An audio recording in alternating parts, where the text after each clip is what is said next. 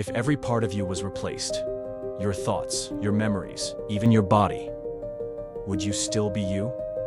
Let's go back to an old thought experiment from ancient Greece, the Ship of Theseus. The story goes like this.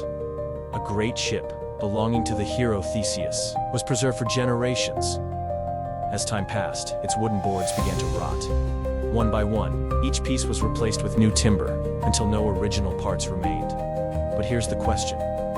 Was it still the same ship?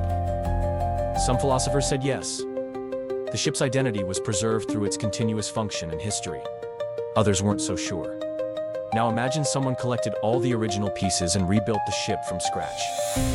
Which one is now the true Ship of Theseus? The one with the original materials? Or the one with the uninterrupted story? This isn't just a puzzle about boats. You replace almost every cell in your body over the years. Your memories shift. Your thoughts evolve. So, are you still the same person you were 10 years ago? The paradox touches the core of our identity. What defines us? Our material? Our continuity? Our consciousness? Today, the question is more relevant than ever.